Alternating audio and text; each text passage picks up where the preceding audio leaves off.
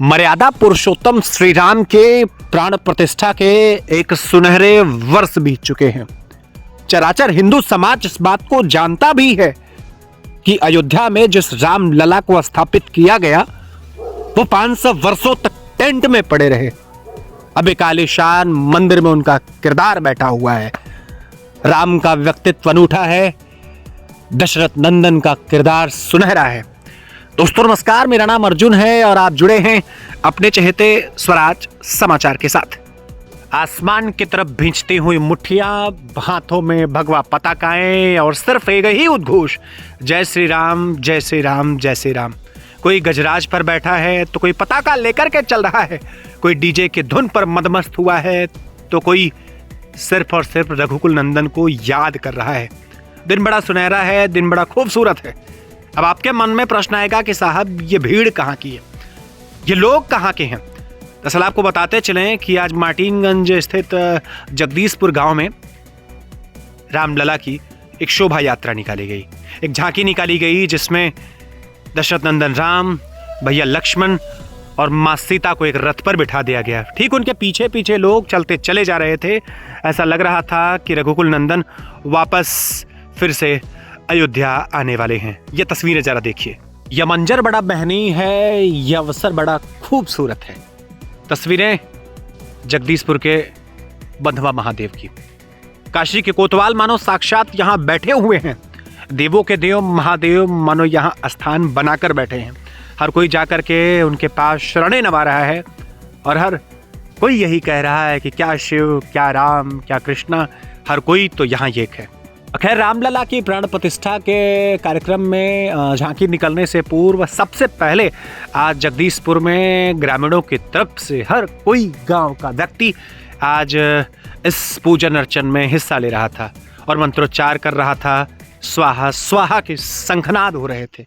हर कोई बड़ा प्रसन्नचित्त था, हर कोई बड़ा खुश था और जनाब ये सब लोग जानते भी थे कि आज रामलला की प्राण प्रतिष्ठा के 1 वर्ष बीत चुके। खैर, इसी बीच गांव के कई प्रतिष्ठित लोगों से हमने बातचीत करने की कोशिश की कि ऐसे आयोजन ये बारंबार हर वर्ष करते क्यों हैं, इसके पीछे का उद्देश्य क्या है। तो लोगों ने क्या कुछ बताया, आइए आपको सुनाते हैं। वीडियो फ्रेम में आप राम मिलन रामा जी को देख सकते हैं और गांव के वो तमाम सम्मानित लोग हैं जिन्होंने रामलला की प्राण प्रतिष्ठा के 1 वर्ष पूरे होने के बाद आज गांव के बिल्कुल शुरुआत से उपलक्ष्य में एक झांकी निकली है। उसके बाद शाम को प्रसाद वितरण का कार्यक्रम रखा गया है और ये पहली दफा नहीं है कि जब यहाँ गाँव के लोगों ने जन सहयोग से एक बहुत बड़ा कार्यक्रम शुरू किया है। इसके अलावा भी कई दफा रामनवमी के कार्यक्रम हो या फिर दुर्गा पूजा के नवरात्रि के कार्यक्रम हो, लगातार ऐसे कार्यक्रम ये गाँव आयोजित कराते रहता है। आपसे मैं जरा जानना चाहूँगा, सवाल पूछने के बाद फिर जवाब पे आते हैं। ये महनीय कार्यक्रम है, 1 वर्ष पूरा होने के बाद रामलला टेंट में थे, अब मंदिर में स्थापित कर दिया गया, तो कैसा कार्यक्रम रहा है और क्या कुछ इसका उद्देश्य रहा है? उसी उपलक्ष्य में आज उत्सव किया गया। कहाँ मंदिर को ये जगदीशपुर सोली से स्टार्ट हुआ है, भोलेनाथ शंकर जी के यहाँ के समापन हुआ है।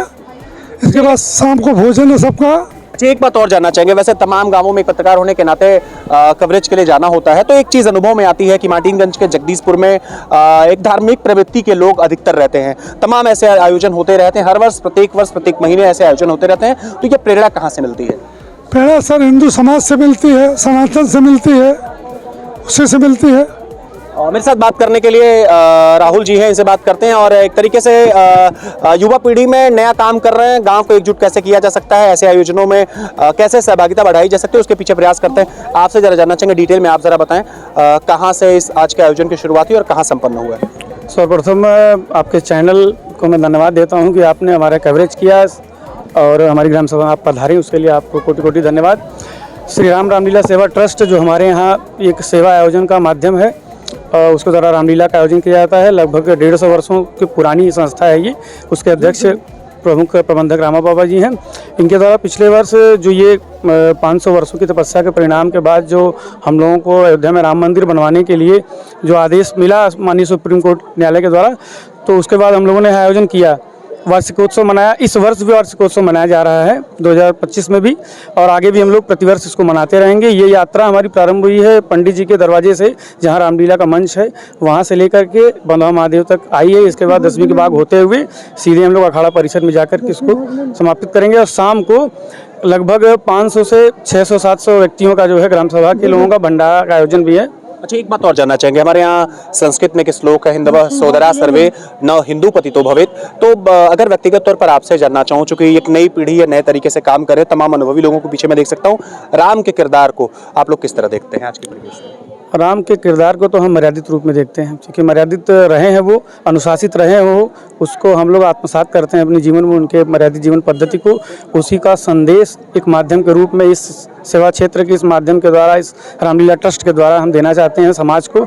इन कार्यक्रमों से कि सनातन एकजुट होकर रहे, एक हैं तो नेक हैं। आपके यहाँ गांवों में बुजुर्गों को मैं देखता हूँ जो तजुर्बेदार लोग हैं, वो लगातार ऐसे आयोजनों में बैकडोर से लगे रहते हैं, तो कितनी प्रेरणा इन लोगों से मिलती है? जी, लोगों से बहुत प्रेरणा मिलती है, क्योंकि यही तो हमारी पूंजी है, स्रोत के यही माध्यम है।